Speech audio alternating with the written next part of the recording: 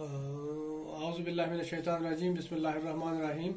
Bias high school تراگام سے میں محمد جیلانی شاہ 9ویں جماعت کے طالب علم جو ہے وہ اپنی اردو کی کتاب نکالیں گے. بائز ہائی اسکول تراگام کے بچے ہیں.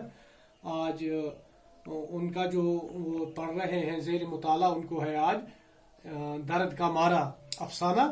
اس کے سوالات ہیں وہ کل ہم نے کچھ کیے اور سوال نمبر 5 آپ اپنی کتاب کا پیج نمبر نکالیے.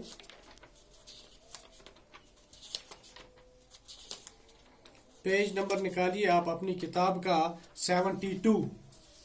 پیج نمبر 72 نکالیے آپ اپنی کتاب کا صفحہ نمبر 72. اس پر ایک سوال ایک ہے 5واں کوسچن ہے. یہ 5واں سوال: انگریز جو والیانی سلطنت تھے اور 7 سمندر پار سے تعلیم، علاج، چاندی کے سکے اور مکارانہ نظامی حکومت لائے تھے. انگریز، یہ سوال لکھا ہوا ہے، انگریز جو والیانی سلطنت تھے اور 7 سمندر پار سے تعلیم، علاج، چاندی کے سکے اور مکارانہ نظام حکومت لائے تھے. اس چیز کی ہمیں وضاحت کرنی ہے چونکہ آپ کو پتا ہے 1947 میں ہندوستان آزاد ہوا. 1947 سے پہلے یہ جو ایک کالونی تھی کس کی؟ انگریزوں کی، برطانیہ کی. برطانیہ یہاں پر حکومت کرتا تھا 1947 سے پہلے. 1947 میں ہم آزاد ہوئے. تو اس سے پہلے تقریباً کم و بیش 200 سالوں تک یہاں پر انگریزوں نے یہاں پر حکومت کی. اور ان کی حکومت کے دوران ان کا خاص مقصد یہی تھا کہ وہ کس طریقے سے یہاں کی جو اقتصادیات ہے، یہاں کی جو دولت ہے، یہاں کے جو قدرتی وسائل ہیں، چاہے وہ زمین کے اندر ہیں یا زمین کے اوپر ہیں، جنگلات ہیں یا زمین کے نیچے سے کوئی معدنیات نکلتے ہیں، ان تمام چیزوں کو وہ کیسے ڈرین آؤٹ کریں گے، کس طریقے سے وہ یہاں سے اپنے دیش لے جائیں گے. اور انہوں نے اس طریقے سے ہندوستان کو بہت کمزور، یہاں کی اقتصادی حالت کو کیا بھی. جو چیزیں وہ یہاں سے لے جاتے تھے بہت سستے داموں پر لے جاتے تھے. چونکہ مالک تھے وہ، حکومت انہی کی تھی، جو دام ان کو مرضی تھا وہ دیتے تھے. تو بہت انہوں نے یہاں کی اقتصادی حالت کو، اپنی انڈسٹریز کو، اپنے کارخانوں کو، اپنی فیکٹریوں کو کے را مٹیریل کو پورا کرنے کے لیے وہ یہاں کے جو نیچرل ریسورسز تھے، یہاں کے جو را مٹیریل تھے ان کو وہ اپنے دیش لے گئے. وہاں پر پھر انڈسٹری، کیونکہ وہاں پر یورپ میں انڈسٹریلائزیشن ہوئی تھی، صنعتی انقلاب آیا تھا، اس کو فیڈ کرنے کے لیے ان کو بہت سارے را مٹیریل کی ضرورت تھی. اس را مٹیریل کا ایک بہت بڑا حصہ جو ہے وہ ہندوستان سے پورا کرتے تھے. تو پھر ایک تو یہ تصویر ہے، لیکن دوسری تصویر جو ہے وہ اپنے ساتھ کچھ فائدے بھی ان کے آنے سے. ایک کیا ہوا؟ انگریزی تعلیم کا بڑھاوا ہوا. یہاں پر محکمہ صحت میں جو ہے کہ نئے تجربات ہوئے. انہوں نے اپنے ساتھ ان کے آنے سے یہاں محکمہ صحت میں بہت تبدیلی آئی. نئی لائنز پر استوار ہوا محکمہ صحت. اس کے ساتھ انہوں نے ایک اور چیز اپنے ساتھ لائی، اس کو کہتے ہیں مکارانہ نظام حکومت. جیسے کہ اس کی ایک مثال ہے نفاق ڈالو اور حکومت کرو. وہ ان کی جو حکومت تھی وہ کچھوے کی چال چلتے تھے. وہ آہستہ آہستہ اپنے مقصد پر پہنچنے کی کوشش کرتے تھے.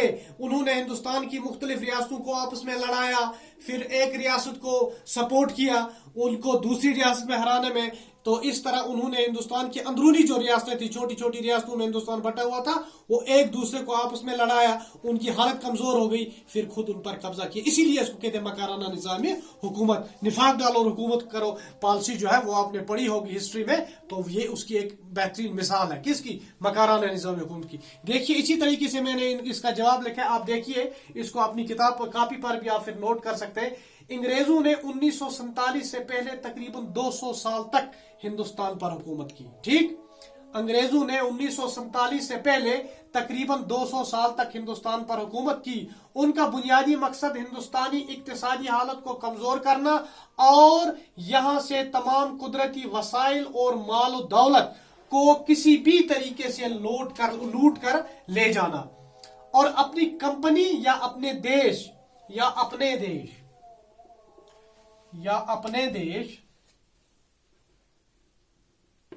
کی اقتصادی کمزوریوں کو پورا کرنا تھا. یہ ان کا مقصد تھا. لیکن جب انگریز یہاں آئے، ان کے آنے سے جدید انگریزی تعلیم کا پھیلاؤ بھی ہندوستان میں شروع ہوا.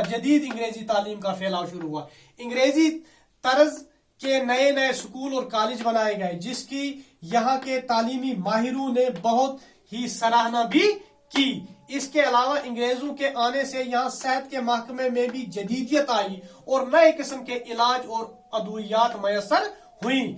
इस सब के अलावा उनका निजामी हुकूमत इंतहाई मकाराना था, जिसकी खासकर निफाक डालो और हुकूमत करो की पॉलिसी वाज़ह सबूत है। इसका सबूत है किसका? निफाक डालो और हुकूमत करो पॉलिसी के, उनकी मकाराना निजामी हुकूमत का एक सबूत है। तो ये इस सवाल का जवाब है, बहुत ही इंपॉर्टेंट क्वेश्चन है, ये आप अपनी कॉपी पर लिखेंगे। इसका दूसरा सवाल है गीली लकड़ी के कड़वे कसीले धुएं उनकी मां को शाही बीमारी की वजह से उनकी मां को शाही बीमारी तपदिक को कहते हैं।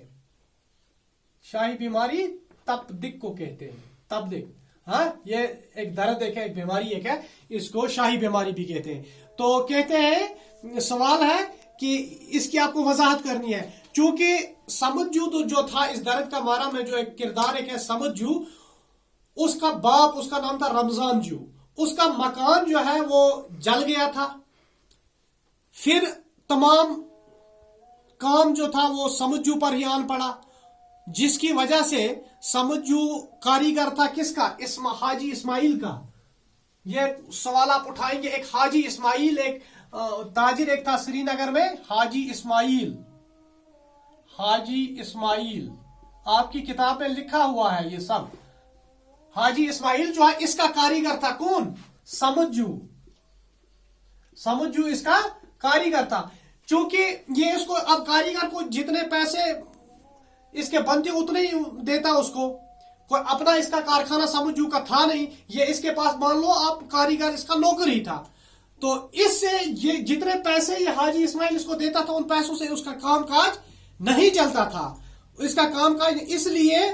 और इसकी मां जो थी वो क्योंकि गुर्बत थी, जब कामकाज घर का न चले अपनी उसके आमदन से, तो घर में गुर्बत थी। और गीली, इसीलिए ये सेंटेंस आपकी किताब में लिखा गया है, गीली लकड़ी के कड़वे कसीले धुएं से। हाँ, गीली लकड़ी का जो कड़वा धुआं, उनकी मां को एक बीमारी लग चुकी थी। कौन सी बीमारी लग चुकी थी? तपदिक की बीमारी लग चुकी, क्योंकि इनकी आमदन कम थी। वो बहसीती नौकर हाजी इस्माइल के घर में कारखाने में काम करता था, वहां से जो उसको पैसे मिलते थे उससे उसके घर का निजाम नहीं पूरी तरह से चल पा रहा था, गुर्बत थी, लकड़ियां, इसीलिए घर में लकड़ियां गीली थी। माँ उसकी उन गीली लकड़ियों को जलाती थी, उससे जो गंदा धुआं उठता था वो उसके मुंह के जरिए उसके अंदर चला जाता था और उसको तपदिक की बीमारी लग चुकी थी। ये आप खुद भी इस सवाल का जवाब लिख सकते हैं, आसान है। तो आज इतना ही, कल इसका इंशाल्लाह दूसरा हिस्सा करेंगे। अफसाना है और पुष्कर नाथ की अदबी खिदमत हमें लिखनी है, वो इंशाल्लाह हम कल लिखेंगे। तब तक के लिए खुदा हाफिज।